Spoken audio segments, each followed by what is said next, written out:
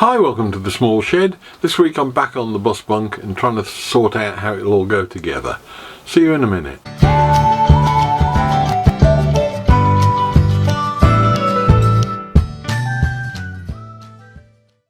Now I want to have a look this week at how all the side panels and cross panels are all going to go together on the bus bunk. I'm not really happy with the idea of screwing into MDF. It's fine when you're going in that way with the screwing two pieces together, but when you've got to fix something in at right angles onto that, it's not really end grain, but it's a far more fibrous part in the middle. I'm not really very convinced that it'll stand the ravages of boys running around and jumping up and down on it. So I've got to make some decisions on how it goes together, and hopefully also make some little jigs to sort of make that whole job easier, and so they'll all match up properly. So we're going to have a look at that. First of all though, I want to have a quick look at the room that this is going into. It's my grandson's bedroom, and it was decorated probably 18 months ago now or more, and the whole theme is of London, and we'll just have a very quick look at that, and you can see the sort of context that this is all going into. My daughter did the murals on the wall, much the same as she did with the Lego on my other grandson's bedroom, and hopefully the bus bunk will be the final part of that when he's big enough to go into it. So let's take a look at how all of this is, I hope, going to go together. I've just run some test pieces together just to check some of the sizes of components that I'm ordering. I've already got some in, but it's worth checking, and indeed I've already found out one minor alteration I want to make. If you spend I think it's 3,300 and something on one of these from a manufacturer, when it arrives it comes with a load of screws, and you screw it together. Now some of that is because they're often made in plywood, and that is probably will take a screw better anyway. And I think although they do them in MDF, I don't know what they use. What I should have done, if I'm honest, is double the cost of the timber and bought MR MDF. But as it is, I've just used some normal MDF, and so I am conscious that screwing in and out of it isn't going to be ideal. Now the other issue is that if you buy one of these as a CNC cut kit, it will be delivered to you and it will just screw together, and that will be it. With this, because I'm sort of designing it on the fly, putting it up here, it's then got to be stripped down, painted, taken down to Western and then reassembled. That again makes screw fixing slightly less of a good solution. So I've got effectively two sorts of jointing faces to deal with. I've got the situation where you have a cross member and a vertical. So what I've done is to drill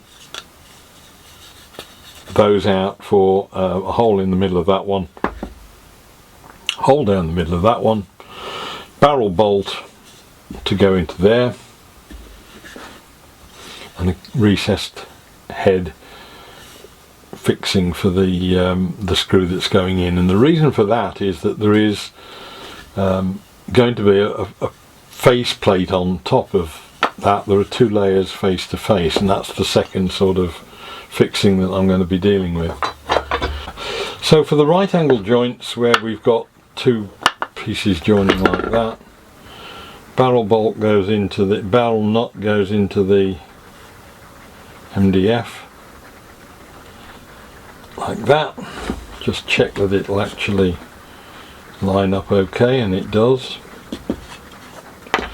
And then you put your face piece on it and thread through that way into there and tighten that up.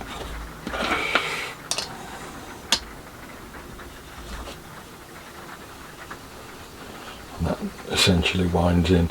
The advantage of that over a screw into the what is debatably end grain of MDF. I know there isn't such a thing, but it's certainly weaker in the middle. So if you screw into MDF that way, you don't get a particularly good fixing. What you're doing with this is pulling on a cross piece that's in there, and that produces pretty solid joint that's not going anywhere and that's repeatable, so it'll come apart time after time.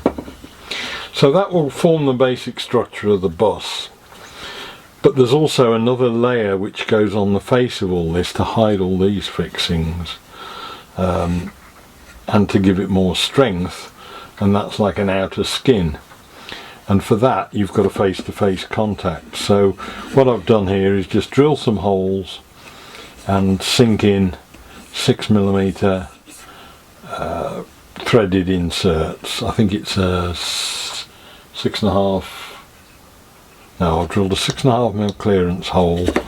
I think it's an 8mm or an 8.5mm, I can't remember which, to drive the threaded inserts in. Once that's done, again, we just pop those in. That will fit the face. And one of the reasons it's useful to do this is that I'd assumed that a 25mm screw would be ideal, because you've got 18mm of MDF, which would therefore leave you with 7mm penetration into that. In fact, with the threaded inserts, the thread doesn't start until about 4mm in. So it's worth just getting these test pieces made before you get too far down the line, because in truth that at the moment is the only depth of thread I've got in, about 1mm or so. So it's worth just doing that. So that gives me essentially the sort of trial piece for the whole structure. Cross pieces bolted in with barrel nuts bolts, and face pieces just put on with a button head screw and a threaded insert, and those will run in lines up and down where all the joints are on the normal bus, so that it won't look too out of place. And in fact, on the ones that you pay a lot of money for, even the screws are left silver. I would have thought you'd paint them red, but it would seem not, but we may well do that, I don't know. So that's essentially how the thing is going to be put together, and again, the reason for doing the test piece is to establish the sort of hole sizes I need, the lengths of threads that I need on the components, and then from then on I'll just work out quantities and get sent off, so that we've got all the stuff organised when we come to assemble it all. Second thing then is to get on with the paintwork, and I've had a trial piece. I've just got a little tester pot from Wilco for a red that they've got in that seems to be about right. May need to be a bit more of a cherry red, I'm not sure. I need to just have a look at that against some decent photographs, but again, it's useful in that it's giving me an idea of what sort of finish I can get on the MDF. That's only had one coat, and that edge is not too bad already, so a couple more coats I think we'll have a decent finish. Most of the window openings and door openings and things will be rounded anyway, so there'll be a rounded edge to paint, with a little bit more of the MDF sort of exposed on the end grain, but I think by the look of it that's going to come up okay. So again, it's just worth getting all these things thought about long before you actually start cutting the thing out almost and putting it together, just so that you can foresee any problems that are likely to crop up. It won't eliminate all of them, but 9 times out of 10 it will have saved you something like these bolt lengths that on paper you think 18 less 25 is, you know, decent depth of thread there to be able to grip, but when you actually get down to the practicalities of it, there's 4 or 5 mil of that bolt goes in before it even does anything. Right, now it's time to get on with the jigs and fixtures that I need to do to get all the routing done on finger joints, well, not finger joints, the joints where we've got tenons going into the side and things like that, just to get some little jigs made up so that we can route those out and get again some consistency to it all. Right, so let's take a look at jigs. I like using them because you get the repeatability and it takes a lot of the skill out of doing something. You can't really freehand router a slot very, or I can't freehand route a slot very well.